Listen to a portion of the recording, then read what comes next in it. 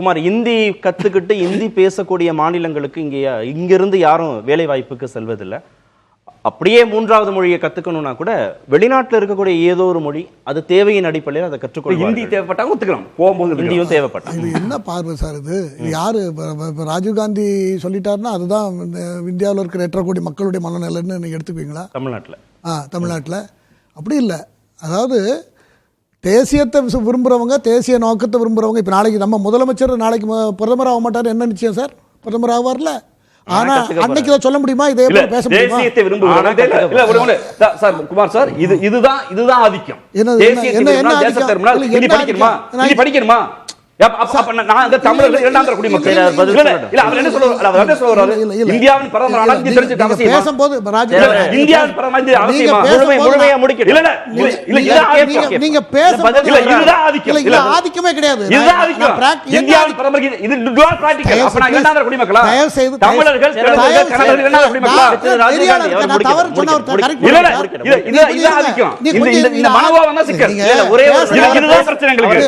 பேச விடாம எனக்கு நல்ல ஃப்ரெண்ட், நீங்க தயவு செய்து அப்படி பேசாதீங்க. நான் சொல்றதை நீங்க புரிஞ்சுக்கங்க. டெல்லியில உட்கார்ந்துட்டு இந்த வார்த்தையை பேச முடியாது யாரா இருந்தாலும். எப்படி பேச முடியும்? எப்படி எல்லா மாநிலத்திலும் ஹிந்தி பேசுறாங்க, அப்புறம் எப்படி பேசுவார் அவரு? அதெல்லாம் யோசிச்சிட்டு தான் பேசணும்ங்கறானா? நான் என்ன சொல்றேன், இதுவே தவறுங்கற. தவறுக்கு நீங்க அர்த்தம் சொல்லுங்க. இந்தியாவுடைய பிரதமர் நீங்க பேசும்போது சொல்லுங்க. இந்தியாவுடைய பிரதமர் ஹிந்தி பேச சட்டம் இருக்கா? பேசும்போது சொல்லுங்க சார். நீங்க புரிஞ்சு வச்சுங்க. அடுத்தவங்க நீங்க என்ன வேணா சொல்லுங்க. நான் எதுமே உங்களுக்கு எதிரா பேச போறது இல்ல. நீங்க என்ன வேணா சொல்லுங்க. எனக்கு அது உங்க கருத்தை நீங்க சொல்றீங்க, நான் எடுத்து. தேசியத்திற்கும் இந்திக்கும் என்ன சம்பந்தம்? நான் என்ன சொல்ல வரேன்னா, தேசியம்னா எல்லா மாநிலத்துக்கும் உள்ள தலைவரா மாறும்போது இப்படி ஒரு வார்த்தையெல்லாம் சொல்ல முடியாது. யாருமே சொல்ல துக்கூசம், அவங்களுக்கு சொல்ல முடியாது. இது அவங்க மனசாட்சியை தொட்டு பார்த்துக்கலாம். நான் அதுக்கு மேலே யாரும் இது வாதம் பண்ண விரும்பலை. ஒன்று, அரசியல் சட்டம் அம்பேத்கர் வகுத்த காலத்தில் ஐயா சொன்னது போல் 343லேருந்து 351 வரைக்கும் அதை எப்படி சொல்லப்பட்டிருக்கு. இங்கிலீஷை தடுக்கிறதுக்கு ஒரு ஆக்டு, இந்தியை கொண்டு வரதுக்கு ஒரு ஆக்டு. 351 என்ன சொல்லியிருக்கு? 15 வருஷம், 5 முதல் 15 வருஷம் முடிந்தவுடன் இந்தியை என்ன அஃபீஷியல் லாங்குவேஜாக எல்லா மாநிலத்திலும் பேசக்கூடிய அளவுக்கு கொண்டு வருவதற்கு எல்லா முயற்சியும் மத்திய அரசு எடுக்க வேண்டும் என்று சொல்லி இருக்கிறது. இதுக்கு முன்னால் உள்ள அரசு வெள்ளக்காரன் காலத்திலே இந்தியை கொண்டு வரணும்னு சொல்லிட்டு, வெள்ளக்காரன் நீதி கட்சி காலத்தில் ஐயா சொன்ன நாங்கள் பல விவாதத்தில் பேசியிருக்கோம். 1937 இது எழுதப்பட்டது. மூன்றாவது மொழிங்கிறது இந்தி தானா சார்? இந்தி தான் மத்திய எந்த அரசும் மக்கள்கிட்ட திணிக்க கூடாதுங்கிறது நோக்கத்தில். இவ்வளவு நேரம் சொன்னீங்களே அரசியலமைப்பு சட்ட உதாரணம், அதுல சொல்லியிருக்கிறதெல்லாம் இந்தி தான். அதுல இந்தி தான் சொல்லியிருக்கு. திரு ஆசீர்வாதம் சொல்லும்போது மூன்றாவது மொழி, அது நல்ல பாயிண்ட். அது நல்ல பாயிண்ட். நீ கேக்குறேன், புரிஞ்சுட்டேன். மூன்றாவது மொழினா இந்தி கிடையாதுன்றாரு. இல்ல அவரு சொல்றாரு. இப்ப யாரு சொன்னாலும், யாரு சொல்றத நான் யார் இல்ல நான் சொல்றேன், தெளிவா சொல்றேன், கிளாரிட்டியோட சொல்றேன் சார். நீங்க ஒன்றும் கவலைப்பட வேண்டாம். கல்வி என் குழந்தை என்ன கற்றுக்கணும் அப்படிங்கிறத எனக்கு இருக்குது, என் குழந்தைக்கும் தான் சம்மந்தப்பட்ட விஷயம். நாங்கள் எடுத்துக்குவோம். எனக்கு இந்த மொழி, நான் வெளிநாடெல்லாம் எனக்கு வேண்டாப்பா, நான் டெல்லியிலையோ உத்தரப்பிரதேசத்துலையோ பூனாவிலையோ மற்ற இடங்கள்லையோ நான் வேலை பார்த்துக்கிட்டா போதும், நம்ம மாநிலத்தில் வேலை கிடைக்கிறனால அந்த மாநிலத்தில் வேலை கிடைச்சா போதும், என் பையனுக்கு வேலை கிடைச்சா பரவாயில்ல நினச்சிட்டு எனக்கு ஹிந்தி தெரிஞ்சால் சௌரியம்னு எடுக்க முடியும். எனக்கு என்ன கட்டுப்படுத்தக்கூடியது என்னுடைய உரிமை. அது அதில் மத்திய அரசோ மாநில அரசோ தலையிட முடியாது. அதனால தான் மத்திய அரசு தலையிடல. அதில் மத்திய அரசு அவங்க சாய்ஸ்னு விட்டுருக்கு. நீங்க எந்த மொழியை வேணா எடுத்துக்கோங்க, அந்த அடிப்படையில் தான் சொல்லி இருக்கிறது. நீங்க இவ்வளவு நேரம் வந்து தேசியத்திற்கும் இந்தி மொழிக்கும் சம்பந்தம் இருக்குன்னு ஒண்ணு சொன்னீங்க. அப்புறம் அரசியலமைப்பு சட்டம் இந்திய எந்த மொழியும் மாநிலம் முழுவதும் எல்லா மாநிலங்களுக்கும் கொண்டு போய் சேர்க்கணும். எந்த கான்டெக்ஸ்ட்ல நான் சொன்னேன்னா, எந்த மொழியவும் ஒரு மொழியை அரசியல் சட்டத்தில் இன்சிஸ்ட் பண்ண மொழியை அதை வேண்டான்னு ஒரு முதலமைச்சராக இருக்கிறவர் பின்னால பிரதமர் சொல்ல முடியும். மூன்றாவது மொழின்னு சொல்லப்படுவது அது கான்ஸ்டிடியூஷன் அப்படிதான் இன்சிஸ்ட் பண்றது. ஆனா மத்திய அரசு அதை செய்யல. மத்திய அரசு சொல்லக்கூடாது, சட்டப்படி சொல்ல முடியாது. ஏன்னா அவங்க சாய்ஸ். அது அரசியலமைப்பு சட்டத்துல இருக்கிறதே சொல்லக்கூடாது சொல்ல அவங்க விருப்பப்படல சொல்ல கூடாதுன்னு சொல்லலாம். ஆனா சொன்னா இன்னும் வேகமா இவங்க பேசுவாங்க, பிரளயம் கிளப்புவாங்க.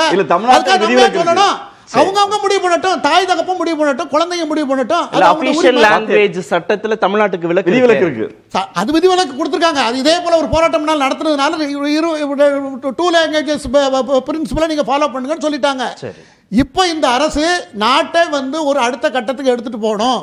இந்தியாவுக்குள்ள இருக்கிற எல்லா 28+9 மாநிலத்தில் உள்ள மக்கள் ஒருத்தர் வெறும் வேலை வாய்ப்பு மட்டுமல்ல, ஒரு பரிவர்த்தனை, பேசுவதற்கு, தொடர்பு கொள்வதற்கு, அவர்கள் இங்க வருவதற்கு, நாம அங்க போவதற்கு,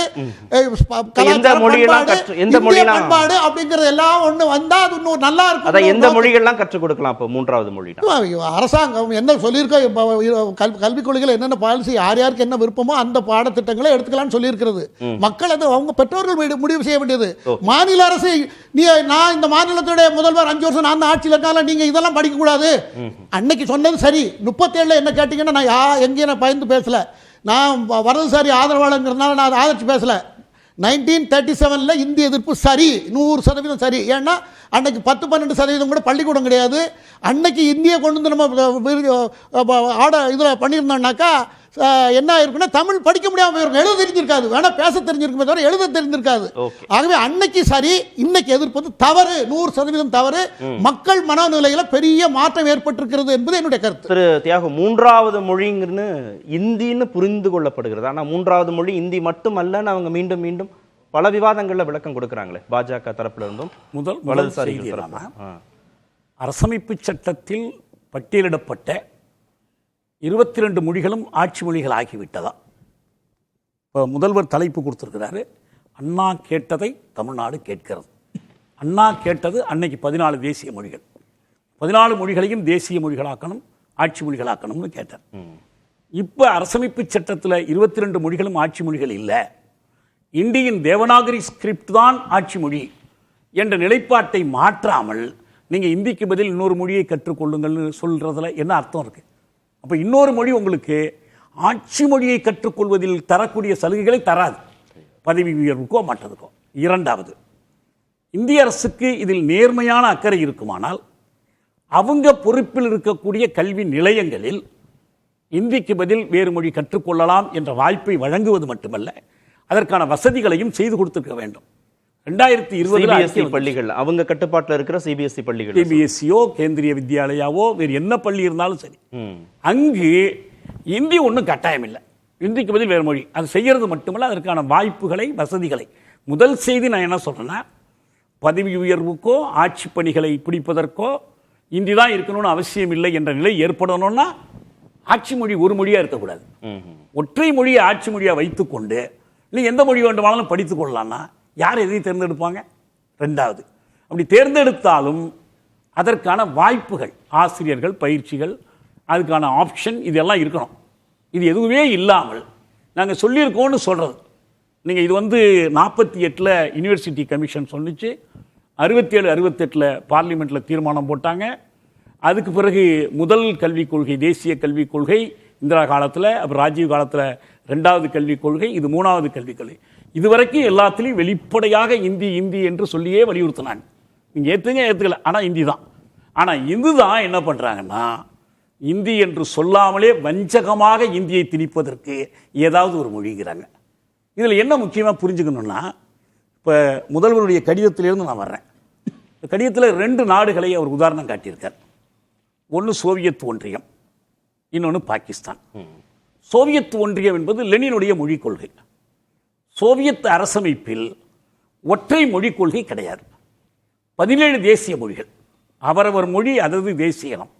அவங்களுடைய இந்த மாநிலங்களவை போன்ற ஒரு அமைப்பு அங்கே இருந்துச்சு. அதுக்கு பேரே சோவியத் ஆஃப் நேஷனாலிட்டிஸ், தேசிய இனங்களின் பேரவை தான். இப்போ அமெரிக்காவில் செனட் இருக்கு, 50 மாநிலத்துக்கும் சம தகுதி உண்டு. 50 நாடுகளுக்கும் சரியா சொன்னா 100 உறுப்பினர் இருப்பாங்க. சின்ன நாடு அதுக்கும் 2 தான், பெரிய நாடு நியூயார்க் அதுக்கும் 2 தான். இந்த தேசிய இனங்களின் சமத்துவத்தை லெனினுடைய கொள்கை உறுதி செய்ததால் தான் மொழிகளின் சமத்துவம் உறுதி செய்யப்பட்டது. எவர் ஒருவரும் தன் தாய்மொழியிலேயே அரசுக்கு கடிதம் எழுதவும், அந்த தாய்மொழியிலேயே அரசிடம் பதில் பெறுவதற்குமான உரிமையை சோவியத் அரசமைப்பு ஒன்று. ரெண்டாவது, பாகிஸ்தான் உதாரணம். இப்போ முதல்வருடைய கடிதத்தில் அவர் சொல்றார், பாகிஸ்தான் பெரும்பான்மை மக்களின் மொழி உருது, இது ஒரு விவரப்பிழை. பாகிஸ்தானில் மிகச் சிறுபான்மையுடைய மொழி தான் உருது. பாகிஸ்தான் அமைக்கப்பட்ட காலத்தில் வங்காளி தான் பெரும்பான்மை மொழி. சரி, பிரிஞ்சு போன மேற்கு பாகிஸ்தானில், இன்னைக்கு தனியாக இருக்கிற பாகிஸ்தானில் பஞ்சாபி தான் முதல் பெருமொழி, 38% மேலே. அடுத்த இடம் புஷ்டோ, 3வது இடம் சிந்தி, 4வது இடம் தான், 5வது இடம் தான் உருதுக்கு. வெறும் 7 விழுக்காடு தான் உருது தெரிஞ்சவர்கள் பாகிஸ்தானில். ஏன் அப்போ உருது திணிக்கப்பட்டது? இது ஒரு கேள்வி எழும். பாகிஸ்தான்னா அது இறை அரசுன்னு பொருள். எனவே இறை அரசுக்கு சமயம் சார்ந்த மொழி என்று உருதுவை அவர்கள் தேர்ந்தெடுத்தார். இதுக்கும் இந்திய அரசமைப்புக்கும் ஒரு தொடர்பு இருக்கு. அதுதான் ரொம்ப முக்கியமாக பார்க்கணும். அவன் வெளிப்படையாக மத அரசு தியோக்ரட்டிக் ஸ்டேட்னு அறிவிச்சுட்டு உருது மொழியை திணிக்கலாம். இதைத்தான் வங்காள மாணவர்கள் எதிர்த்தார்கள். தாய்மொழி நாளுக்கு வழிவகுக்கிற அந்த தியாகம் நடந்தது. இங்கே இந்தியாவில் அரசமைப்பு சட்ட விவாதங்களை படிச்சீங்கன்னா இந்த 17வது பகுதி பற்றிய விவாதத்தில் நிறைய உறுப்பினர்கள் கேட்டாங்க, காந்தி கான்பூர் மாநாட்டில் கொண்டு வந்த தீர்மானம் இந்துஸ்தானி, எழுத்து வடிவத்தை பொறுத்து அது இந்தியாவோ உருதுவாகவோ இருக்கும்னு சொன்னீங்க. ஆனால் இப்போ நீங்கள் கான்ஸ்டியூஷனில் எழுதும்போது ஹிந்தியின் தேவநாகரி ஸ்கிரிப்ட்னு எப்படி எழுதுறீங்கன்னு கேட்டாங்க. அப்போ ராஜேந்திர பிரசாத் உட்பட மற்றவர்கள் அவங்களுக்கு சொன்ன பதில் என்னன்னா, உங்களுக்கு பாகிஸ்தான் கொடுத்தாச்சு, வேற எதுவும் இங்கே கேட்குற வேலை வச்சுக்காதீங்க பதில் சொன்னாங்க. அப்போ என்ன அர்த்தம்? அவங்க எப்படி இறைமொழி என்ற உருதை பார்த்தார்களோ அது போல இவங்க சமஸ்கிருதத்தின் அடிப்படையில் எழுகிற உருது சார்பு இல்லாத ஹிந்தியின் Devanagari script, not in Hindi any script இல்லை, இந்துஸ்தானியும் இல்லை, அந்த சமயச்சார்பு நோக்கம் இது வெளிப்படையா வர முடியல. இந்தியா மதச்சார்பற்ற நாடு இல்ல, அப்படி மதச்சார்பற்ற நாடு என்று சொல்லிக் கொண்டுதான் என்ன பண்ணிருக்கிறாங்க, சமஸ்கிருதத்தை வளர்ப்பதற்கு சிறப்பாக நிதி ஒதுக்கலாம். பேசும் சமஸ்கிருதம் என்ன மக்கள் மொழியா? இடைவேளை. செத்த மொழி இல்லையா?